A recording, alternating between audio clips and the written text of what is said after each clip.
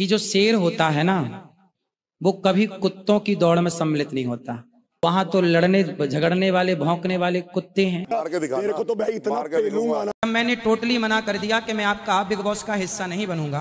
तब उन्होंने कहा, कलर्स टीवी वालों ने, बिग बॉस की टीम ने, कि महाराज जी अच्छा एक काम करिए, जो 18 लोग यहाँ अतिथि बन के जा रहे हैं, आप उन्हें आशीर्वाद देने के लिए आ जाइए, अतिथि बनकर आ जाइए। जी जी।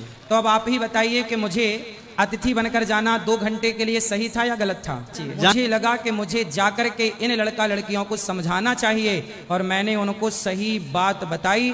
और वहां मैंने भगवत गीता भी दी, और भगवत गीता के दौरान लाखों करोड़ों लोगों तक ये मैसेज गया कि ये भगवत गीता पढ़ते हैं, तो हमें सबको भगवत गीता पढ़नी चाहिए। सब गोलमाल है। जय हिंद। समाज में बहुत सारे कथावाचक हैं, जिधर देखिए उधर कथा प्रवचन चल रहा है। अच्छी बात है, समाज में कुछ लोग ऐसे हैं, कुछ संत पुरोहित हैं, मौलवी हैं, पादरी हैं, जो अपनी बातों से समाज में सकारात्मकता, प्यार, मोहब्बत बांटने का प्रयास कर रहे हैं, और जिसकी सराहना भी होनी चाहिए। इसी बीच एक महाराज जी हैं, अनिरुद्ध आचार्य जी, जिनको लोग काफी मात्रा में ट्रोल कर रहे हैं, ऐसे मजाकिया मीम्स बना रहे हैं, जिसको देखकर दुख भी हो रहा है। और महाराज जी से ये सवाल करने की भी इच्छा हो रही है कि बाबा जी, आपने जो कुछ भी कहा था, उन बातों पर आपको अडिग भी रहना चाहिए था, लेकिन उन कि जो शेर होता है ना, वो कभी कुत्तों की दौड़ में सम्मिलित नहीं होता।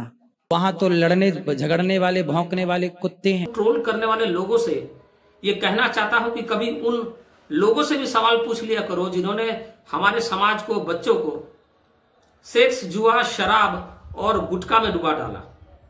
ये सेक्स, जुआ, शराब और गुटखा का प्रचार करने वालों से यह सवाल जरूर पूछना, जिन्होंने सिर्फ चंद पैसों की खातिर, अपने बच्चों का भविष्य बनाने की खातिर, लग्जरियस लाइफ जीने के लिए हमारे समाज को, बच्चों को नर्क में डुबा डाला।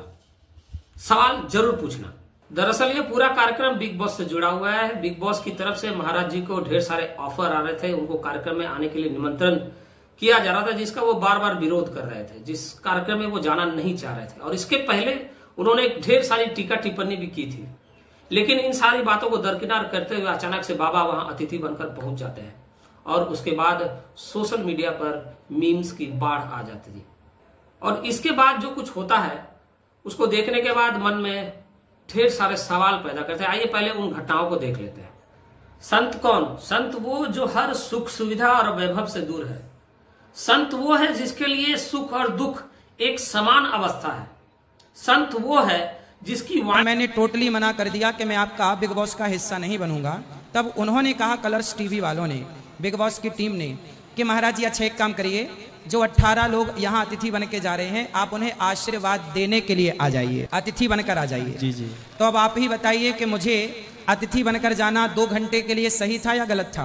जाना चाहिए। बिग बॉस में बुरे लोग अधिकांश जो लिव इन में रहने वाले हैं, आज के युवा लड़के लड़कियां हैं, मुझे लगा कि मुझे जाकर के इन लड़का लड़कियों को समझाना चाहिए, और मैंने उनको सही बात बताई। और वहां मैंने भगवत गीता भी दी, और भगवत गीता के दौरान लाखों करोड़ों लोगों तक ये मैसेज गया कि ये भगवत गीता पढ़ते हैं, तो हमें सबको भगवत गीता पढ़नी चाहिए। से अमृत वाणी बहती हो। संत वो है जो अपने वचन पर अटल रहता हो। लेकिन महाराज जी, आप अपने आप को संत बता रहे हैं, लेकिन खुद ही अपनी वाणी से अडिग कैसे हो गए? जो आप कह रहे थे, उस बातों से आप मुकर कैसे गए? अब जब लोग बाबा जी को ट्रोल करने लगे, तो बाबा जी यह तर्क दे रहे हैं कि मैं वहां कलर्स में बिग बॉस की यूनिट में धर्म प्रचार करने के लिए गया था। अब देखिए, धर्म की आड़ में अगर कोई धंधा हो रहा हो, उसमें धार्मिक पुस्तक का प्रचार कर आप उस धंधे को तो स्वीकार नहीं कर सकते। आप कथावाचक हैं, आप जहां खुशी वहां जाएं, लेकिन कुछ भी करने के लिए किसी धार्मिक पुस्तक का आप सहारा क्यों ले रहे हैं? उसी पुस्तक में भीष्म पिताजी मां का भी जो है वर्णन है, जो जिन्होंने अपनी वचन पर अडिग रहने के कारण से जो है अपना प्राण गंवाया। लेकिन एक आप है जो बार बार यह कह रहे थे कि मैं कलर्स के प्रोग्राम में नहीं जाऊंगा, लेकिन आप अपनी बातों से ही मुकर गए और अतिथि बनकर वहां पहुंच गए। अब जब लोग उनसे सवाल पूछ रहे हैं, तो बाबा जी बहाने बना रहे हैं। बाबा जी, हम लोग आपके भक्त हैं, आपकी वीडियोस हम देखते हैं, यूट्यूब, सोशल मीडिया, तो देखना पड़ेंगे आपके लिए। नहीं मैं इनके लिए बस नहीं, मैं अपनी खुद ढूंढूंगा। अच्छा, मैं भी अपनी खुद ढूंढूंगा। नहीं, इनकी चॉइस पे भरोसा नहीं है आपको? अरे लेके आएंगे भाई, इनके भी इतने कितने मैं जो लाऊंगा ना वो भागेगी नहीं फिर। हाँ बस ये धोखा नहीं देगी। यही तो हमको नहीं चाहिए। आप भगाने जाते हो? नहीं भागने वाली हमको नहीं चाहिए, हमको भगोड़ी चाहिए। गुरुजी हमारी ना प्यार वाली कुंडली एक जैसी है। हमको वो चाहिए कि जल्दी जल्दी छोड़ के भागे। गुरुजी हमारी प्यार वाली कुंडली एक जैसी है। ये हंस तो रहे लेकिन अंदर से याद नहीं रो रहा है। आपको पता है शराब से हमारे भारत में कितनी माताएं, कितनी स्त्रियां परेशान हैं? सही बात बोली। और जो माताएं पीती होंगी। खबरों के माध्यम से चैनलों में हम आपकी बातें सुनते हैं, जिसका बहुत बड़ा असर समाज में होता है, हम लोगों के मन मस्तिष्क में होता है, और आपकी बातों से, अच्छी बातों से हम कुछ सीखने का प्रयास करते हैं। लेकिन अगर आप ही अपनी जबान से, अपनी बातों से मुकर जाएं तो शायद आपको पता हो या ना हो, लेकिन इसका समाज में बहुत ही बड़ा असर होता है। आप अगर कुछ कह रहे हैं तो तोल मोल कर कहें। आपकी बातें समाज में बहुत बड़ा असर करती हैं। क्या कहें, इस पूरी प्रकरण पर भक्त जो है अनिरुद्ध आचार्य जी से, महाराज जी से जो है सवाल पूछ रहे हैं, और महाराज जी अपने वीडियो के माध्यम से लोगों से जुड़ने का प्रयास कर रहे हैं, उनको समझाने का प्रयास कर रहे हैं। इस पूरी घटना पर आप लोग क्या सोचते हैं कमेंट करके जरूर बताइएगा। और एक बात कहना चाहता हूं कि कीचड़ में अगर कमल खिला हो तो उस कमल को पाने के लिए कीचड़ में उतरा जाए तो लोग समझ सकते हैं इस बात को। लेकिन अगर उसी कीचड़ में कोई सुअर लौट रहा हो तो उस कीचड़ में आपका जाना कितना सही और गलत है ये तो आप समझ ही सकते हैं। बाकी सिर्फ इतना कहना चाहेंगे कि सामर्थ्य भी वहां पराजित हो जाता है जिसका आधार अधर्म और असत्य हो। धर्म की आड़ में अगर आप कुछ भी गलत करने का प्रयास करते हैं वो अक्षम्य होता है। इस दशहरा हमने रावण का हमने पुतला दहन किया। असत्य पर सत्य की जीत का प्रतीक दशहरा हमने मनाया।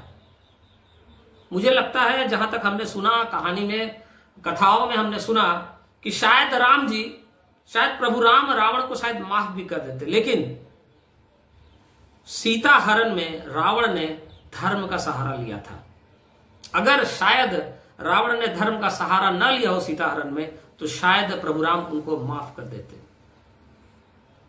धर्म की आड़ में, धार्मिक पुस्तक की आड़ में अगर आप कुछ गलत करने का प्रयास कर रहे हैं तो हम हो सकता है समझ जाएं, हम आपकी बातों को समझ जाएं, लेकिन भगवान कभी नहीं समझेंगे और इसका फल कहीं ना कहीं आज नहीं तो कल आपको जरूर मिलेगा। बाकी इस बिग बॉस और महाराज जी की से जुड़े जो घटनाएं हमने आपको दिखाया, आप इस पर क्या राय रखते हैं कमेंट करके आप जरूर बताइएगा। जय हिंद। राधे राधे, जय गौरी गोपाल, जय श्रीमन नारायण। आज हम एक विशेष चर्चा लेकर आपके बीच में आए हैं। कुछ लोगों को ना गलत फहमी हो गई है कि मैं बिग बॉस में चला गया। अच्छा ये बताइए, बिग बॉस में जाने वाले जो 18 लोग हैं, क्या उन 18 लोगों में मेरा नाम है? बिग बॉस तो 3 महीने का कार्यक्रम होता है। 3 महीने के लिए उस घर के भीतर जाते हैं लोग और 3 महीने के लिए कैद हो जाते हैं। जो जीतता है बाद में उसकी बातें होती हैं। वो 3 महीने का बिग बॉस है। मैं उन 3 महीनों में क्या एक दिन के लिए भी गया? मैंने मना किया था कि मैं बिग बॉस में नहीं जाऊंगा और मैं नहीं गया। फिर आप कहेंगे कि आप बिग बॉस के मंच में दिखे। हाँ, जब मैंने मना कर दिया तरीके से, कई बार 50 बार मैंने कलर्स के ऑफर को, बिग बॉस के ऑफर को मैंने ठुकराया। कलर्स वालों ने कहा, उनकी टीम ने कहा उस घर में नहीं आ रहे हैं तो कोई बात नहीं, जो 18 लोग बिग बॉस के घर में जा रहे हैं उन्हें आशीर्वाद देने के लिए आ जाइए। तो मुझे अतिथि के रूप में, मैं वहाँ पर चीफ गेस्ट के रूप में गया और मैंने बिग बॉस का हिस्सा नहीं बना। मैं जाकर 18 लोग जो बिग बॉस के अंदर हैं वो बिग बॉस में गए हैं, उसके भीतर जाने का मेरे पास ऑफर था। उन्होंने कहा था कि आप 1 महीने के लिए आ जाइए, 2 महीने के लिए आ जाइए। मैंने मना किया कि मैं 2 दिन के लिए भी नहीं आऊँगा। मैंने मना कर दिया, मैंने कहा बिग बॉस में मैं नहीं जाऊँगा। जब मैंने सारे उनके ऑफर ठुकराए और मैं नहीं गया, तब आखिरी में कलर्स वाले, आखिरी में बिग बॉस की टीम ने कहा जो 18 लोग जो उस बिग बॉस का हिस्सा बनने जा रहे हैं, उन्हें आशीर्वाद देने के लिए आप हमारे गेस्ट बन के, हमारे अतिथि बनकर आ जाइए। अब बताइए मैं क्या करता। मुझे न्यूज वाले बुलाते हैं तो मैं न्यूज में जाता हूँ।